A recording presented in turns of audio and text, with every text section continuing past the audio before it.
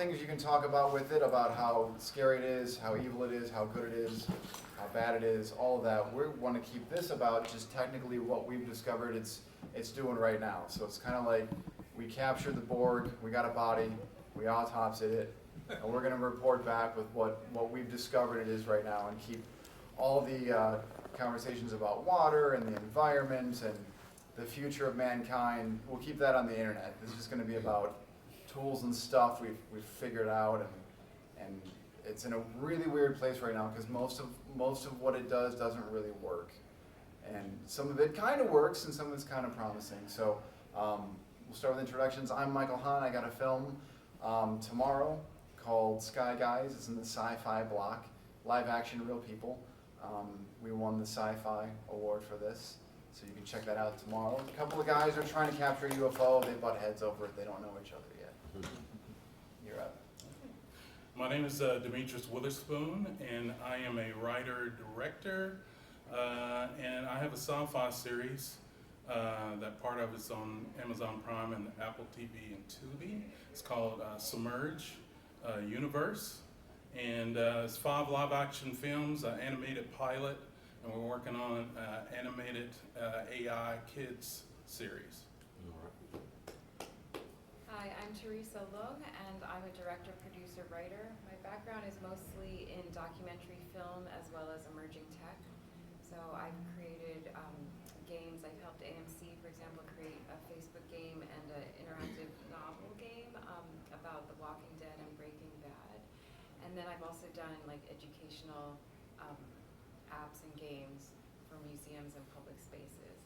So I'm very excited to be here. For Gen Con, I showed a film yesterday called Game On, and it is about Brenda Romero and the power of games and games as art. So thank you for looking forward to that. I'm Sean Slimak. I'm a writer-director. I do have a horror short playing at 7:30 p.m. on the horror short block called Volatile. It's a little bit of a sci-fi horror thriller. I like to write and direct. I didn't really know what the dynamic would be with this panel with AI, but I think it'll be interesting to see how the conversations play out. So just in looking, so I've poked around a little bit because I got curious about this big scary thing and wanted to see what does it do, what does it not do, how much of a threat is it to my existence. And so I started messing around with Higgs field to see what can be done with that. I wrote an article in X called "So You Want to Be an AI Filmmaker," and it goes through all the hell that it was trying to like make people walk from A to B. Because I'm a regular guy who likes people, and I'm like, well, I got to do text to image is the thing. I gotta make an image, and then I got to do image to video and animate it, and all the hiccups that go wrong with that were really just kind of crazy time. But I wanted to see what I could do, and where I landed was I'm potentially interested in doing a hybrid thing where it's real people, real actors, and then using AI for certain VFX things. That's kind of where I landed on. This might be useful now because I've got some ideas that I would love to make this $250 million movie. But the people who can write a $250 million check, they don't know me, and they probably wouldn't do that. They want me to prove myself doing other things first. And so I kind of landed on, well, let me make some, I call them living storyboards because the faces don't match, they just drift. There's all kinds of weird things that I've run into where people are promising you can hit a button and a movie will spit out the other end, and it's not true. That's not, maybe one day, but right now, it's very much like if you hit the button, it's going to be different than how I hit the button. It's not just a roulette wheel, it's what you put into it that matters. So I could talk for an hour complaining about the ways it doesn't work, but this guy is making something specific, and he's got some of his own tools that he's worked on. So tell us what you're working on, what tools you're using, and take us from like step one. Here's my process to get from I have an idea of my own, and I want to use these tools to make it. All right. So I do a lot of Comic Cons, so I'm on the ground floor. That's how I do my distribution. I have a streaming site, but I'm on the ground floor selling not only my films, but I have comics, novelizations, things like that. So I wanted to get a kids series together. And so that's where I came up with Finney's Adventures, Submerge Universe. So it's this alien dog-like creature that's helping this robot, a little small robot, find his family, but they're learning life lessons along the way. 6 episodes running about 3 to 4 minutes. So I did the 3 to 4 minutes because I was looking at Marvel and stuff. They have animated series that are about 2 minutes or so, and they're probably 9 episodes. It's like, okay, I can maybe still work with AI and do that. And it's such a, it is not just a push a button and it happens. So, you know, I started when truly nothing was looking the same, the next thing that you make. And so I was like, okay, it's gonna get better, it's gonna get better.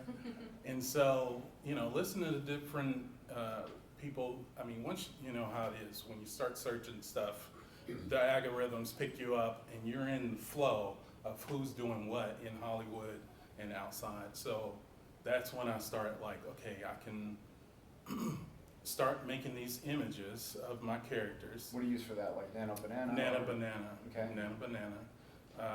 Raise your hand if you're familiar with Nano Banana. What's our audience looking like? All right, so you guys know some of that.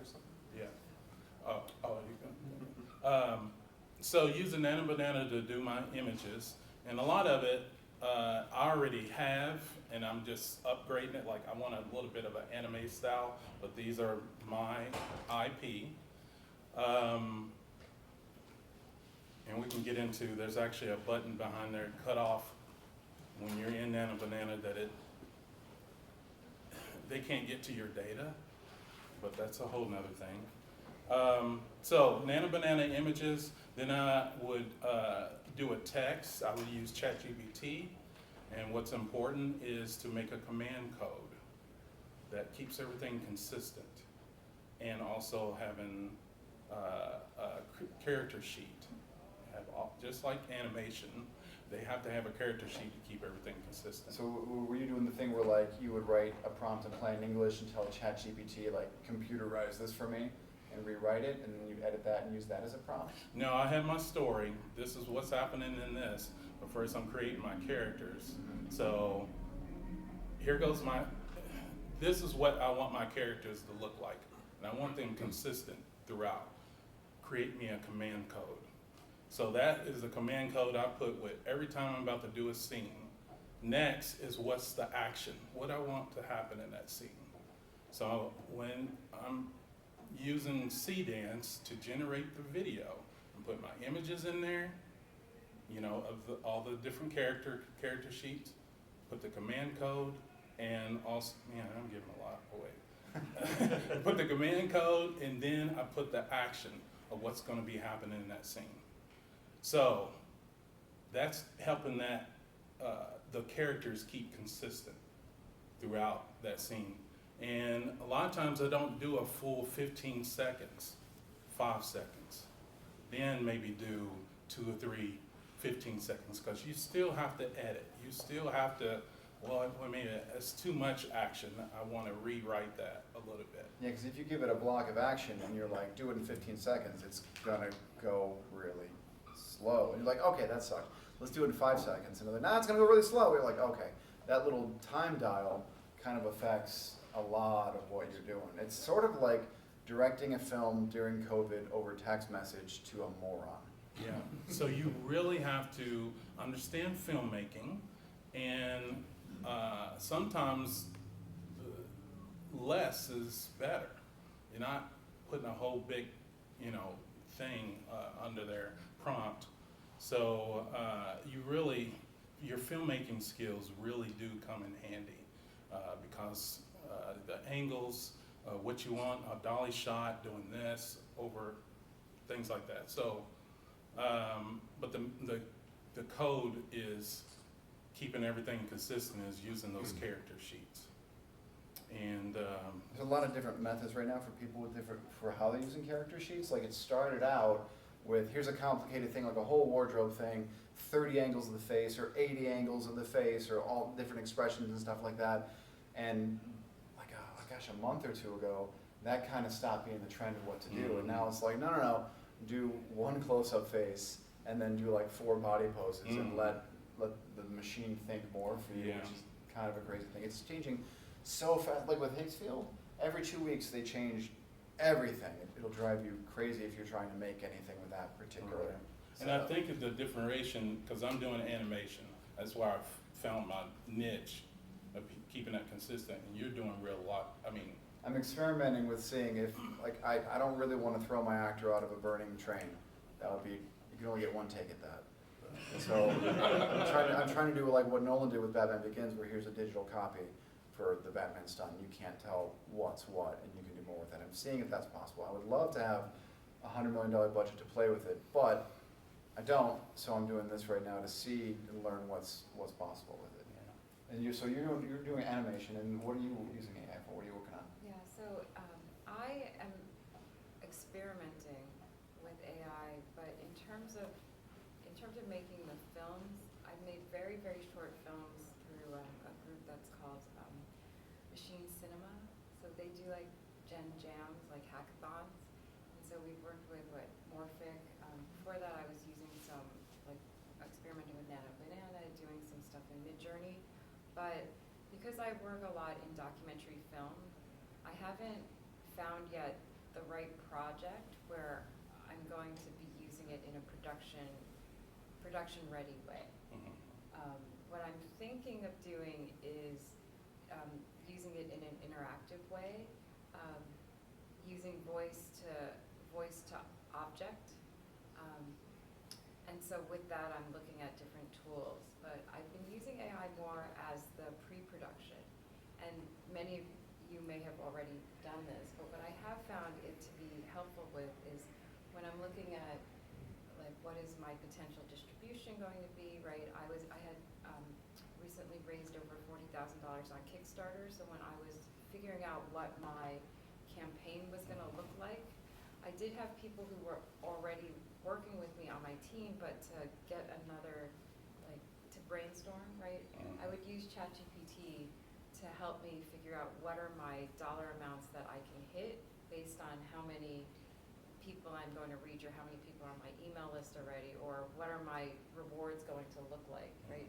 So, and also in terms of thinking about pre-production, right, or production before I'm getting into the field, I've been utilizing it with prompts, right? Like you have what you call command prompts, which I find very interesting. I haven't experimented with that yet.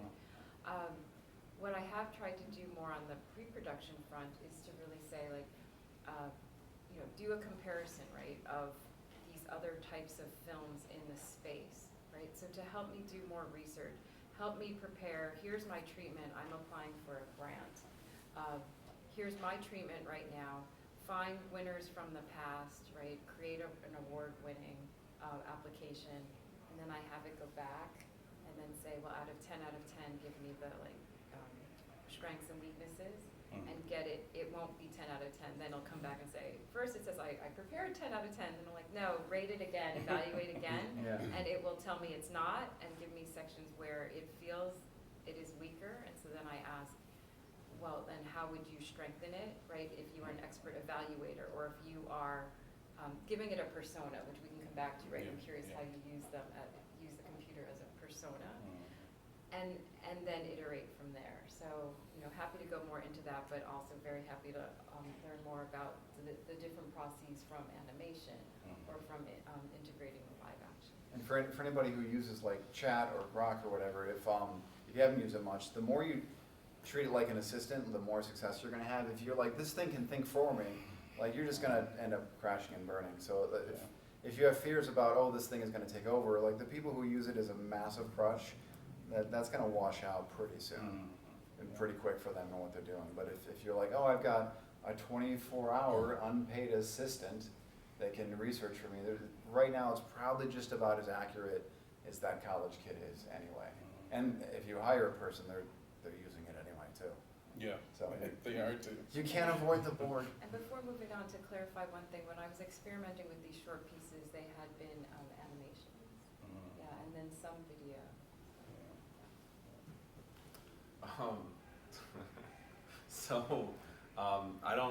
I don't touch AI at all. And the reason that so the way that I look at these panels is I like when panels are like a dialogue and we have different perspectives. Not saying I was gonna come here and be like, y'all are wrong, More so, it was like I'm here just as a curious curious ear, but also a potential voice for maybe on the other end of some things, right? Or maybe if we posit like a circumstance in which maybe AI was used, I might have an example in which I was able to find another way to come across something. You know what I mean? You're a Things of that foil. nature. Huh? You're a foil. Foil. Yeah, you're a foil to them. Oh yeah. Go ahead. No. Like I'm not. It's not to be like argumentative. It's like because one, I saw AI in filmmaking as the panel. Who knows which way that's gonna go? So I'm like, all right, yeah, let's check it out. I think we all did, right? Yeah. Yeah. Yeah. So I personally. Yeah, we could certainly let it devolve into a Twitter fight, but we're Yeah, not. no, gonna we're not pass doing it that. up. No. We are The- civilized. yes, absolutely. And Go ahead with your thoughts. Yeah, no, it's just I'm just saying that I don't use it at all in any of my filmmaking or anything, but I will say an application that I've seen it used in the Hollywood sense was in the Dune movies to apply the blue eyes to all the Fremen. They used what was technically an AI model in order to get that done. I think that is one of the ways in which AI as a tool can be, it's not sacrificing anybody's role, right? It's just like, it's just another tool. Because like if you look at even the animation software, the filmmaking software, like editing a film today on DaVinci Resolve compared to, what was it, Final Cut like 20 years ago or something, it's entirely different because the models have changed and upgraded. So in that sense, I really do think that there's some agency to what we could call, and I'm going to do air quotes, AI, because AI has been used as like a blanket term for whatever, and then when it's used, it's like this word that is like a death sentence to some people's project. Because they're like, oh, AI was used, but technically video games like No Man's Sky in 2016, a video game that I like a lot, they use generative AI or whatever, which back then it wasn't, it's just another version of that algorithm, that model, but it wasn't something that you see a bunch of these data centers being built up for, right? So it's something that's been used and utilized for years. It's just become such a hot topic, it's harder to have like an honest conversation about it. And I think that's really my purpose for being here, I guess, is, just to kind of be a part of just an honest, interesting talk about it. And Real quick, what everyone else gave like a brief introduction. What kind of like films or what kind of stuff do you work on? Just to give us some context there. Sorry. so like narrative. Yeah, narratives. Yeah. So Sorry. I've done 3 short films. I got 2 that I'm working on next month. I write a lot too. Okay. Yeah, using it as a tool, because even my next films, because I'm dealing with sci-fi and some sci-fi horror, looking at how can I use this tool to do some of the visual effects, because I come from not only learning visual effects, but working with 5 visual effects artists, and that really helped me understand, certain things, what to do. So using this new medium, it's like, okay, how can I enter that into my flow, my process, as I do live action after I do the animation. I'm really excited to see what comes next, because anytime there's a huge new technological thing, right away there's a lot of disruption, it screws up a lot of jobs, a lot of things go away, but on the other side of it, there's jobs we never even thought would exist anymore. I read a post, somebody was saying, in 1926, nobody would understand what the internet is or what a dog therapist is. And that might sound like a silly job, but it's $300 an hour, and that ain't bad if you like dogs. And so we don't know what's gonna come after this, and movies have kind of been, a lot of people feel like, oh, we really did peak in the 90s, and look at early 2000s, like Pirates of the Caribbean, like CG was so amazing, and they're like, we have to just study the 20-year decline that's happened from CGI. So you can argue that that's happened or it hasn't, but as AI kind of settles into whatever it's gonna be, maybe we'll be able to come up with new camera shots we've never had before, or new ways to tell stories. Not to have the things think for you, because that sucks and nobody likes that. Yeah. But there might be really incredible stories for people who've never had a voice before to be able to get to tell something. Because if spectacle stops being a premium, now we're down to stories. You have to just be a really, really good storyteller. It's not gonna be a gate-kept thing, like it's always been, where, well, we had the camera that was 35 millimeter and the lights, and only the people we like get to tell stories. That goes away. If anybody in this room can make like an Avatar-looking movie on your phone, and in one way that's really scary, but in the other way, it's like, well, now this person's gonna have a career and they never would have been able to before, because they never would have been able to get permission, because if someone's gonna give you $200 million, there are some strings attached to that money. It doesn't matter who you are. They want something, whether it's the cast or the story or something. With AI, that's on the good side of it, is it can be very liberating. Like for people starting out, maybe eventually you get to a point where you can hire hundreds of people. That'd be really cool. You have a whole big family of workers. But until then, you kind of got to prove yourself. And I think we'll see in the very near future, before someone's writing you a $100 million check, they're going to want you to prove with like moving storyboards or a cartoon or something that AI could assist you to make. How can you do it? Because it's about, I figured out like roughly 20,000 times cheaper to do something with AI as it would be in real life for a big expensive thing. There's no reason to not experiment and make sure that you knew where to put the camera before you put people in harm's way. Yeah. So with your point, I want to probe one of the points there a little bit. Not argue. I'm just. I'll give you 30 seconds to probe, then we're going to get more No. Just how you said it's used as like a no one's going to give you $200 million unless you prove yourself. I guess what are some of the ways in which you can prove yourself with AI? Because right at its surface, you do this thing with AI. You show them. Like what are they going to see in that they're going to be like, oh yeah, here's actual money to actually do I it? think it's really easy to do that. Nobody's done it yet, but I think it's simple, not easy. Those are two very different things. Steven Spielberg has said, I can watch a 30-second commercial and know if you're the guy or not.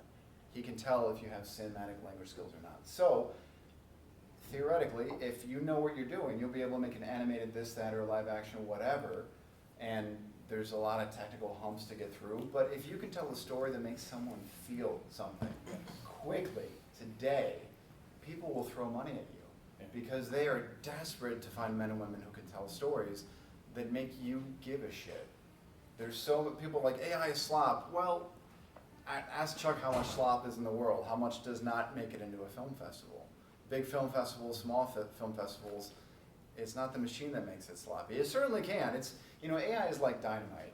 You can learn a lot about explosives and clear a path that couldn't have been cleared. You can mine for gold very specifically, but you can also screw up and kill people and blow things up that shouldn't be blown up.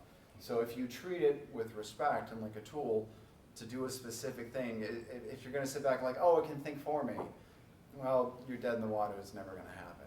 But if you can use it as a tool and try to figure out what's the next evolution of cinema, because we went from movies to talkies, and that hurt a lot of people, but it ended up being pretty cool. And when digital came in, CGI came in, like it kind of sucked for a while. Nobody was really good at it yet. But we just don't know what's on the other side of it. I don't want it to replace people. I don't want cinema to become 4 guys in a room and we just got to take what they give us. I think if you can figure out how to if you're a filmmaker and you're young and you're struggling and you're just starting out there, you have a responsibility to grab every tool you can and try it and see what you can do with it. Because if you make people feel something, the truth is most people don't care how the movie was made. They don't care what happens behind the scenes. They don't spend their lives trying to figure out how to do it. They're your friends and family who are like, or maybe not your friends, but your family who are like, I don't know how it's made, I just want to watch something good. And if you can do that, I think you'll ultimately, if you use it, if you do it well, it'll give you access to more people and more things. I try to look at it positively. I can look at it like the Borg and it's going to suck your soul and you're all going to die. But like, you're not going to make a movie if that's where your head is at. It's here, and people try to make it go away. Sarah Connor didn't work out. And so what are you going to do? You make a story, make the best story you possibly can. And we've, until this year, we've all been stuck with, well, I got to make a story about vampires and love in a hotel room because that's what I got. I got fangs and friends, and that's my movie. That's what I'm stuck doing. But now, like, you can blow up the moon. And as soon as everyone gets used to that, it's kind of like, well, that's not really special anymore. Like, anywhere you the spectacle doesn't matter. Now like you actually could make a thing with like acid in your factories, and like you kind of like, I don't really care, and that's good. I I think that's the good part of it. And I like what you said because when when you go to like blowing up the moon and the spectacle, and you said after that's oversaturated, the story becomes important. So the way I look at that is like you get to go back to that hotel room with that vampire, and you'll probably make something like really captivating. Well, the moon blows up. Well, yeah. You could you could have the moon still blowing up, but I think the focus on story is really important. I have a really important question at this point. Since we're talking vampires and the moon blowing up, what happens to werewolves if the moon is gone? That's why the vampires blew it up, right? So now we're crafting a story around AI. Yeah.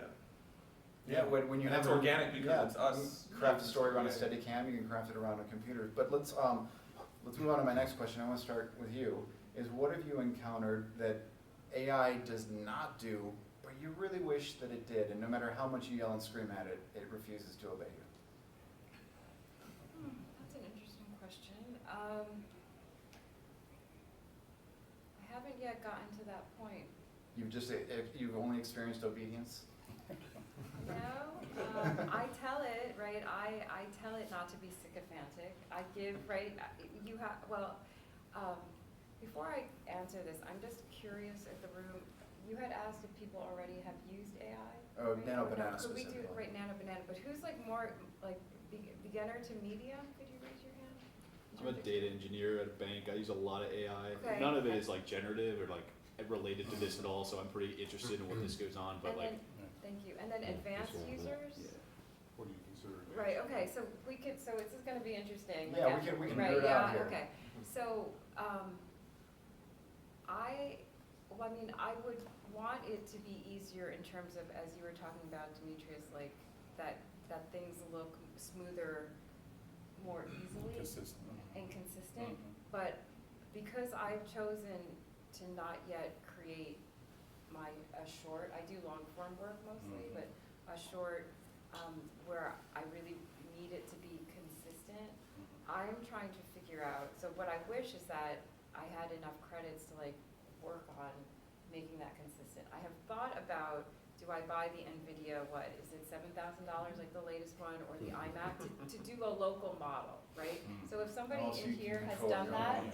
I am planning to do that because then I can have more control both over cost as well as saying, well, I am being somewhat responsible with the output that I'm laying out with electricity and whatnot if I keep it local, right? Yeah. But there are You know, some we're- downsides. But, yeah, because you don't have as big of a pool, but I know you're gonna jump all over that, but one thing that is terrible, if you're like on the cloud using whatever, if there's a lot of high volume, people are using it on a Saturday and Sunday, like normally, basically a model will take what you told it to do, and it'll run like 50 steps to try to iterate and be like, all right, I got the command, it checks its work, and then gives you something that's maybe almost close to what you wanted it to do. When there's a lot of traffic, it slows down, and like their theory is ship it, send them, give them something quickly, don't make them wait.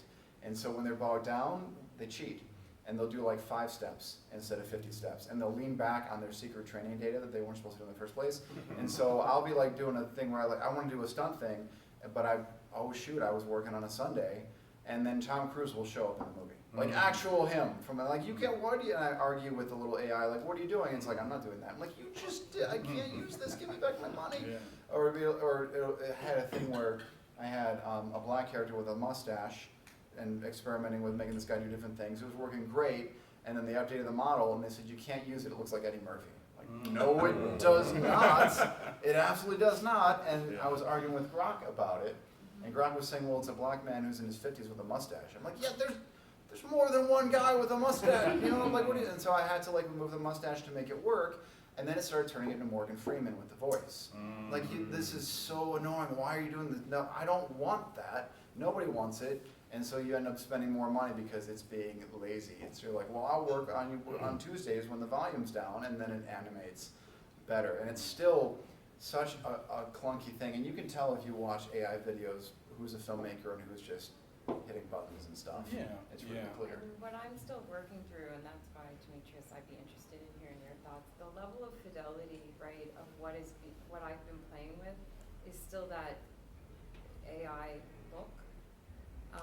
Whether it's overly polished, right? Mhm. So I've been playing around with what that looks like with some original drawings or other content that I have, right?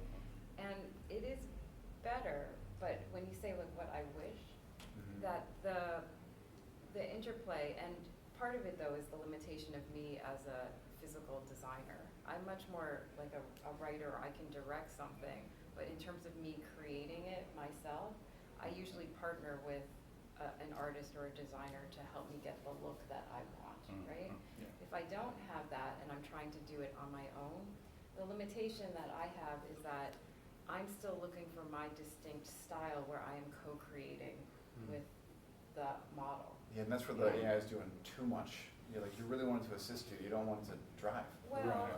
yes, but it's also that the combination of the prompts that I'm giving it versus, as you're saying, if there's something where I'm going to, whether it's put it back in Photoshop, do it by hand, and then feed it back in and Yes. scan it, Mhm. that process I have not perfected yet to a point where I feel comfortable with this look, that it will be distinct enough for my style. Yeah, and you Yeah. have to be, you gotta be religious about that. You gotta get your look down first. If you change it later, you might as well start over. Yeah, so it's important to get that baseline of having your look. You know, I've created characters, some I've even drawn, and it don't have to be perfect. Draw that character out and run it through AI. You will get something amazing, and then I take it into Canva because I can't afford Photoshop anymore because I lost my job. Then I do my tweaks and whatever I really want that character to really look like. Again, I'm telling it what to do. I'm using it as a tool to kind of get the basis of some things, but then I'm, critiquing it and changing things, and then I'm able to make a character sheet from that. This is my base character, and running it.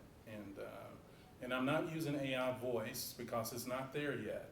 It's not there yet. It doesn't sound human. So I am using real actors to voice my characters. I'm not training AI on their voice. I'm just using it to sync with the animation, the mouth movements. So Is it's that like not, every 6 frames or is it every frame? yeah, how many seconds did I use of it? That's what it'll sync with. Are Yeah. you using a model that generates audio with the video and you just dub it, or?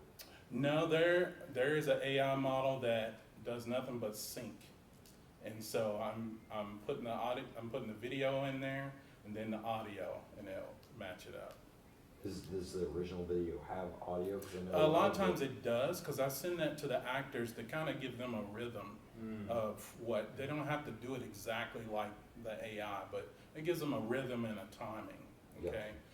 And what they give me back a lot of times is a little bit longer than what I gave them, so the AI figures that out, and I've saved after 3 prompts, it'll get it right, it will extend the video enough to get all that dialogue in there.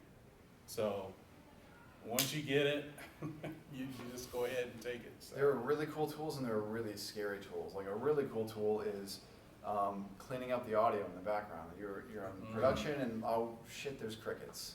Well, AI can just erase that, and that's amazing because your actor maybe doesn't want to come back and ADR it, or for whatever reason. Now you can clean up something that would have been a trash take before. And then there's a really scary, you're gonna love this. There's a terrifying thing that I saw where you can use this for good or bad. You can, the bad version, I'll do the good version first. The good version is you can take your phone and I can film Chuck over there and walk the camera around those chairs, and then you can type, I think this is in video, I haven't tried this yet, I've just seen demos. You can type in, you say replace Chuck with this Amazon woman and replace those chairs with little cartoon dragons.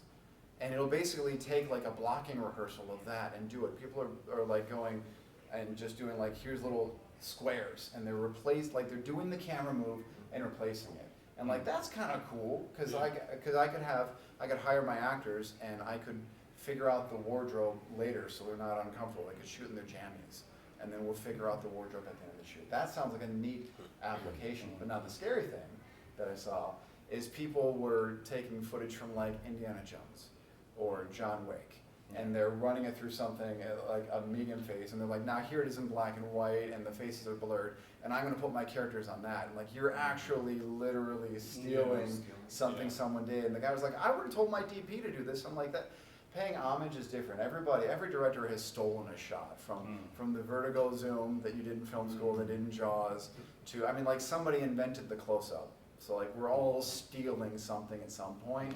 It stops being theft after a while, but like that level of like, you're actually ripping off someone's shot. Like, Taken, yeah. like go take your phone and run around your action figures and then put your characters on that and make a shot you couldn't do otherwise.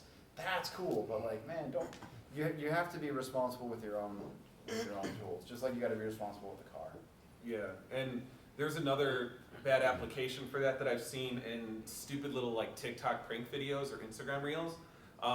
There are these guys that they'll yell really loud in a store, and then when they do that, they film a video of some random guy just sitting there not doing anything, but they AI the video where it looks like that guy's the one who yelled. So when the worker from the store comes over and is like, what the hell was that? They show them the video, and then they're like accosting this guy, and it's like, the guy didn't do anything, but they AI'd a video of him, and they were able to do that like in 2 seconds on the phone. It's scary, and it's super crappy. Like, what are you using that Yeah, for? you're Like breaking that? like That's- 2 of the 10 commandments right there on that. Yeah, Don't do yeah. that. Oh shit, what else did you say? I was thinking about that TikTok thing.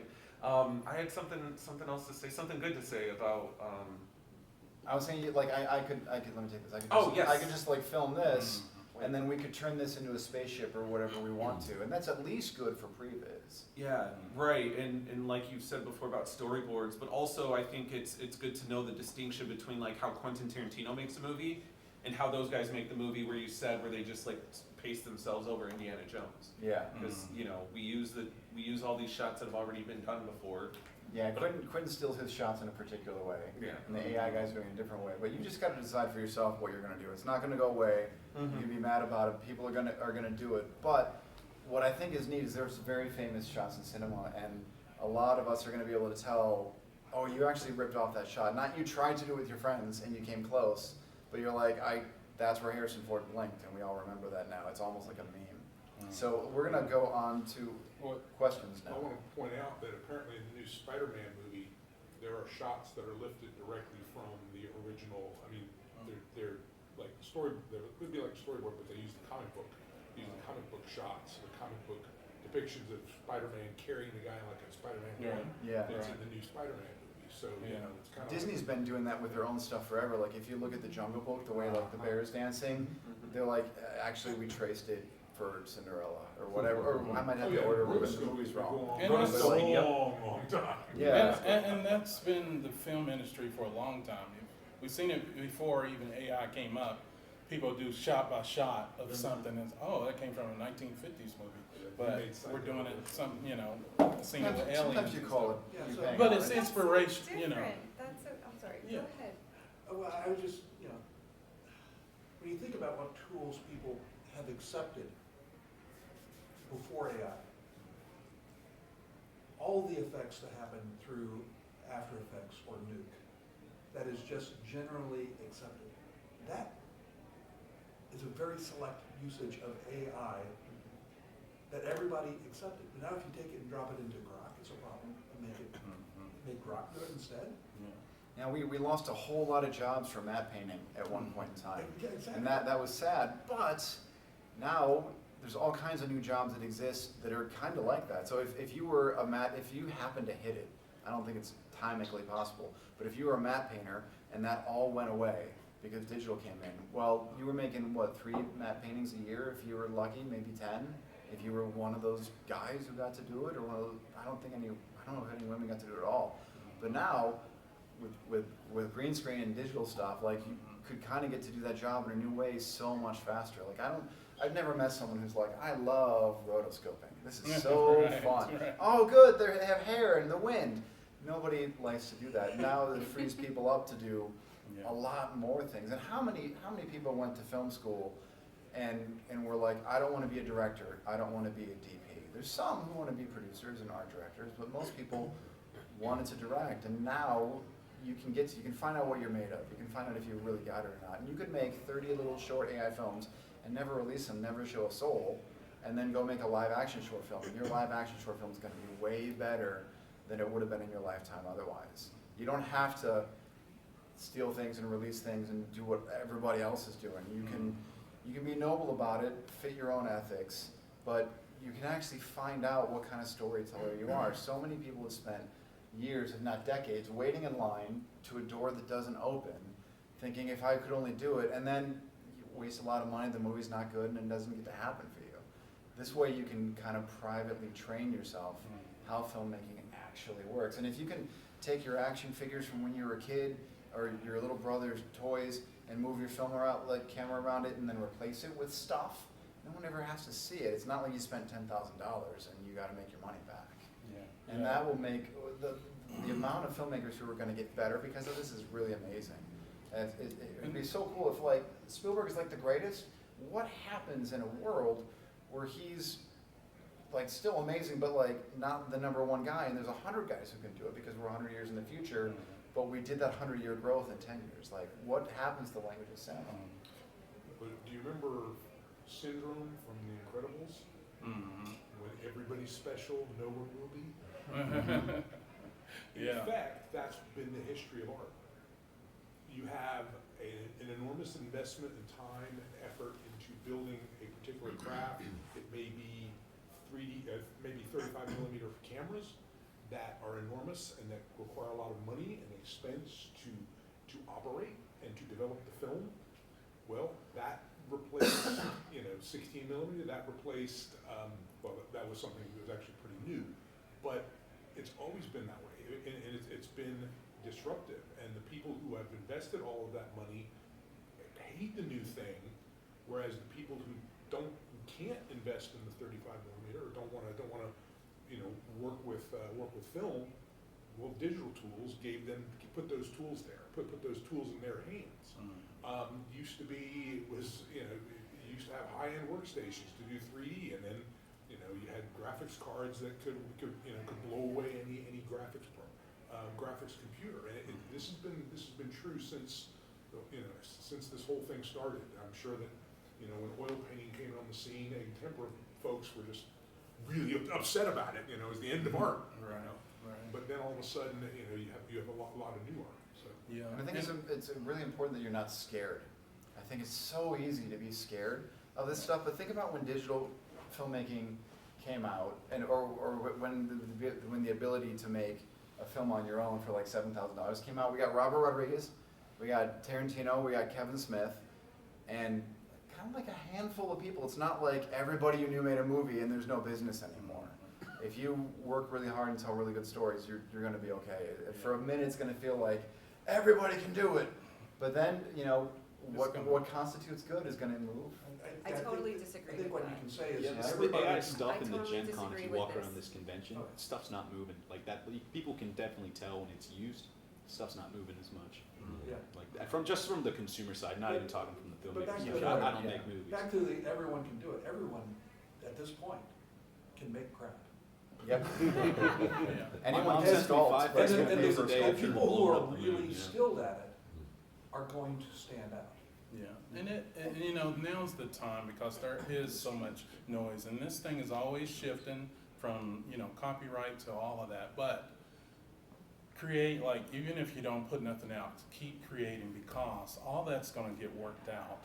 And people that's been working on it for years, you're going to be behind. So learn what you can and figure out where's the line for you. Hey, I'm just going to use it to get my ideas together, put them straight, then I'm gonna write my script, So find out where the line is for you. If you're not gonna use it at all, that's fine, because there's always a lane for that. And I wanna say that young people are interested in this. I just taught a 5-week AI film lab for 9th graders. And I would say maybe 2 out of the 13 ever used AI for anything, but they are learning it. They are using ChatGPT with school and stuff. And at the end of it, they were able to create their own little film using their own characters. So they enjoyed the process, but I let them know you know, your human ability and your story is very important. That comes first. These are tools. This is how you can use it in certain things. So there are some positive things. You know. I have a question for you guys. So I don't have a film background, but I use AI every day to write software, and so it's probably the only use case that actually like works relatively well. I was so interested to hear how the tools are. I'll say the reason why it works well for software is these extremely tight, irreducible feedback loops that you can reject or accept that it's worked. You can compile the code. You can run unit tests, and it's unambiguous if what it wrote was correct or garbage. Now that's unique to a certain extent with software engineering and coding, and I wonder what that feedback loop looks like for film, because right now it has to be you. You're the feedback loop. What you just produced is garbage. It doesn't make any sense. The face is changing. The mustache is changing. Without some sort of external or like recursive way of the AI helping itself, it's going to just be like an editing tool. It's to like, you know, enhance your productivity. Like use cases are really interesting, but until it can do that, it's just going to remain this kind of muddled place. Oh yeah, it's so frustrating. Yeah. Like if you try to make something go left to right and it just wants to go right to left. Right, but you have to start somewhere. So, and again, it comes down to editing. There's so much that we do live action. Well, you know what? That really didn't work once we got into post. And you know, maybe your visual effects guy can fix it or not. But again, that helps you train as a storyteller because that's what editing is. So can I cut this piece up and make a 30-second piece or a 5-second piece out of it? Start there because things are getting better. There are feature films, 30-minute films that are being done with AI, and there are film festivals. There are ways for you to get your film out, and even Hollywood directors that have won awards are using it to create their stories. So Yeah, Martin Scorsese is using it now. So if you want to be a purist, you got to be more pure than him. That's hard to do. I have a question before we go on to other Yeah. questions and then a comment. So you say that you're working with it now. Are you using Copilot or like what are you using as when you're programming, if you're allowed to say? Yeah. So like we basically you can pick the different version of the model, or actually you can get a discount if you go to auto mode, where depending on like your prompt and the context, it will pick lower or higher quality models to choose from. And you're already what, middle to advanced in terms of your computer your computer Yeah, I mean I software used to skills? write all my code every day, and Right. now I almost write none of it. So I think some things that came up in our conversation so far is also that level of authorship that we have. And then I think an interesting point that you are teaching ninth graders. I teach at the university level and some high school students, but I haven't taught AI yet to the high school students. But when I say I haven't taught AI to them yet, they're using Google search. It used to be that you could opt out very quickly. Now you cannot. So it's much harder, right? So one is people who aren't expert yet, or even like they're still learning the basics, are starting to use AI. So without a danger, I feel, is without the fundamentals, we're skipping over some steps of how we think critically, how we create critically.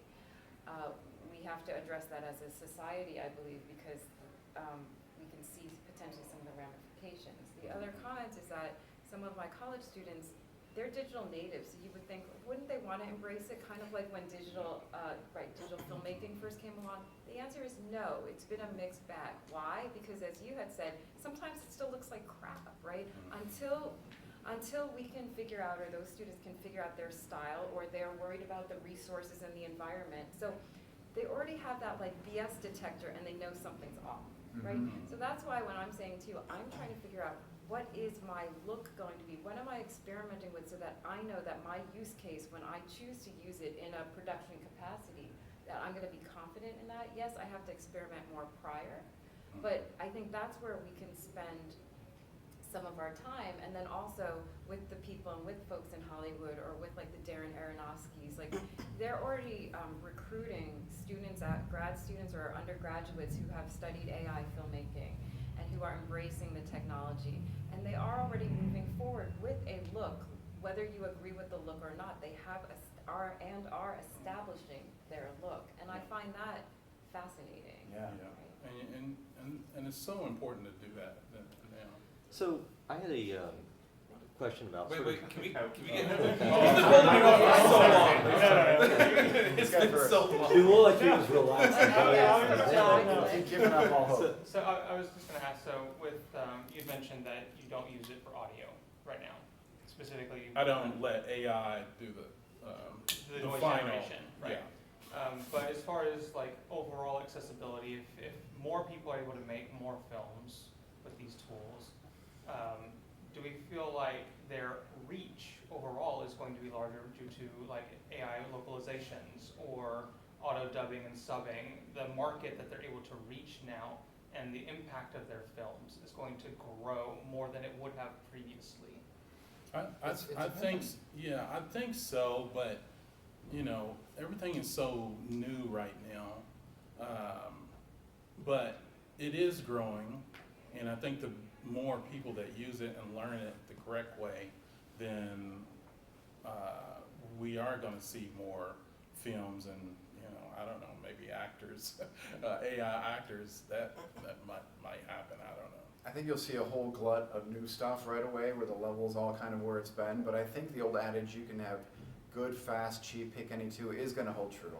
Because AI makes things faster, it makes things cheaper, but good is gonna move.